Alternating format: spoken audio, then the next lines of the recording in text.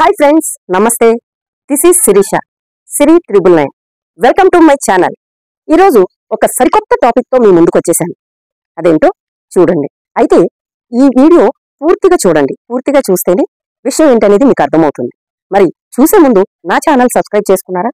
Subscribe చేసుకోండి. ఎందుకంటే ముందు ముందు ఎన్నో వీడియోస్ మీ ముందుకు రాబోతున్నాయి మంచి మంచి విషయాలతో. అసలు విషయంలోకి వెళ్లే ముందు దీనికి సంబంధించిన మూలాల్లోకి వెళ్దాం. అంటే బిగ్ బాస్ కి సంబంధించి ఎవరిని సెలెక్ట్ చేయాలి అనేది మొత్తం దీనికి సంబంధించిన అధినేతదే. అంటే ఎవరు? నాగార్జున గారు ఎవరిని సెలెక్ట్ చేయాలి, ఎవరిని సెలెక్ట్ చేయకూడదు, పర్సన్ ఏంటి, టోటల్ గా మొత్తం ఆయనదే బాధ్యత, ఆయనే తీసుకుంటారు. అయితే వీళ్ళని సెలెక్ట్ చేసే క్రమంలో అతి తక్కువ వాళ్ళని, అంటే చాలా చిన్న స్థాయిలో ఎవరికి పెద్దగా తెలియని వాళ్ళని, ఇలాంటి వాళ్ళని సెలెక్ట్ చేసుకొని వీళ్ళని సెలబ్రిటీస్ గా ఆయనంతటా ఆయనే వీళ్ళని ఒక స్థాయికి తీసుకొచ్చేస్తున్నారు. అయితే ఇక్కడ ఏం జరుగుతుందంటే, ఒక స్థాయికి వచ్చి ఈ బిగ్ బాస్ కి సంబంధించి ఎవరైతే కన్సిస్టెన్స్ ఉన్నారో వీళ్ళు వచ్చేదాకా ఒక ధోరణిలో ఉంటారు. ఈ బిగ్ బాస్ లోకి ఎంటర్ అయి బయటకు వచ్చాక వాళ్ళ పద్ధతులన్నీ మారిపోతున్నాయి. అంటే ముఖ్యంగా నేను చెప్పదలుచుకున్నది ఏంటంటే, ఈ సెలక్షన్స్ ఎవరినైతే సెలెక్ట్ చేస్తారో వాళ్ళని సెలెక్ట్ చేసేటప్పుడు చాలా ఆచితూచి, అంటే ఆల్రెడీ కొంచెం ఫేమ్ లో ఉన్న వాళ్ళని, అంటే చాలా మంది అంటారు ఇళ్లలో ఉండేవాళ్ళు, లేకపోతే బయట చిన్న చిన్న సోషల్ మీడియాలో ఉన్నవాళ్ళు, ఇన్ఫ్లుయెన్సర్స్ ను, లేకపోతే ఇలా చిన్న చిన్న వాళ్ళని తీసుకోకూడదా అని మీరు అనొచ్చు. తీసుకోవచ్చు, కానీ తీసుకునే ముందు వాళ్ళ మెంటాలిటీ ఏంటి, వాళ్ళు ఏంటి, వాళ్ళ పద్ధతులు ఎలా ఉన్నాయి, ఇవన్నీ కూడా గ్రహించి చూసి తీసుకోవాలి అని నేను అనుకుంటున్నాను. ఎందుకంటే దానివల్ల ఆ తీసుకునే వాళ్ళ వల్ల ఎన్ని ఇబ్బందులకు గురవుతున్నారన్నది ఇదిగో నా అన్వేషణ మాటలు వినండి. దీనికి పూర్తిగా బాధ్యత కర్త కర్మక్రియ నాగార్జున గారు ఈ ఉగ్రవాద సంస్థలకు సహాయం చేస్తున్నందుకు. ఒక స్కూల్లో ఒక విద్యార్థి తప్పు చేస్తే దాని బాధ్యత టీచర్ది. అదే స్కూల్ అంతా తప్పు చేస్తే దాని బాధ్యత ప్రిన్సిపల్ది. ఇక్కడ టీచరు, ప్రిన్సిపల్, నాగార్జున. దీనికి ఏ సమాధానం చెప్తారు సార్ మామూలుగా?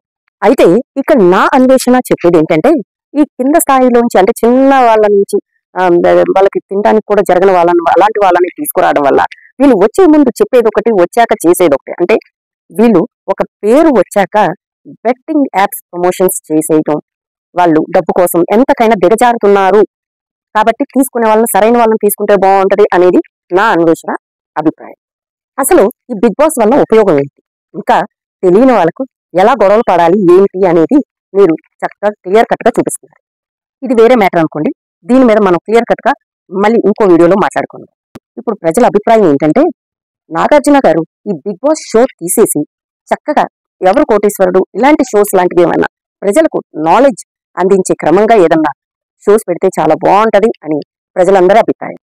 మీరు ఎవరు గట్టిగా ఏడుస్తూ వీడియోలు పెట్టినా, అరుస్తూ వీడియోలు పెట్టినా, లేకపోతే దీనాతి దీనంగా బతిమాలుకుంటున్న వాళ్ళకి వీడియోలు పెట్టినా, అలాంటి వాళ్ళందరినీ మీరు తీసుకోవడం వల్ల జరుగుతున్న నష్టాలు ఇవే. మరి ఇప్పుడు చాలా మంది, కొంతమంది అంటే ఏడుస్తూ వీడియోలు పెడుతున్నారు బిగ్ బాస్ షోకి తీసుకెళ్ళమని. నా అన్న, నా దేవుడు, అతను లేనిదే నేను లేను, అతన్నే నాకు దైవం అని చెప్పి నాగార్జున సార్, మీరన్నా మీ బిగ్ బాస్ అన్నా నాకు చాలా చాలా ఇష్టం. నేను దేవుని వినొట్టే చెప్తాను. నా వీడియోలు కొంతమంది పెడుతున్నారు, కొంతమంది ఉప్పల బాలుని తీసుకోమని పెడుతున్నారు, మరి కొంతమంది అనంతపురంలో ఒక ఆవిడని తీసుకోమని పెడుతున్నారు. అనంతపురంలో ఉంటారు సుష్మా అక్కని బిగ్ బాస్ 9 కి వెళ్తున్నారు. నాగార్జున గారు బిగ్ బాస్ 9 సుష్మా అక్కని కూడా తీసుకోవాలి. ఎందుకంటే రైతు బిడ్డ, ఈ రైతు బిడ్డ అయితే నిజంగా రైతు పేరు చెప్పుకొని జనాల్ని ఎర్రి పప్పలను చేశాడు కాదంటారా? దీప్తి సునైన, శివజ్యోతి, ఇలా ఎంతో మంది, దగ్గర 50 మంది కన్సిస్టెన్స్ వాళ్ళందరూ కూడా ఈ బెట్టింగ్ యాప్స్ బయటికి రాగానే, అంటే బిగ్ బాస్ నుంచి బయటికి రావడం ఆలస్యం, వీళ్ళు బెట్టింగ్ యాప్స్ ప్రమోట్ చేసి ఎంతో మంది చావులకి కారణమవుతున్నారు. సామాన్య ప్రజలు చాలా మంది వాళ్ళ ఇన్నర్ ఫీలింగ్ బయటికి చెప్పుకోలేక ఆలోచిస్తున్నారు. కానీ నా అన్వేషణ చాలా ధైర్యంగా ముందుకొచ్చి దీని గురించి వీడియో పెడుతున్నారు. నా అన్వేషణ చెప్తున్న ప్రతి పాయింట్, ప్రతి మాటలో నిజాయితీ కనపడుతుంది.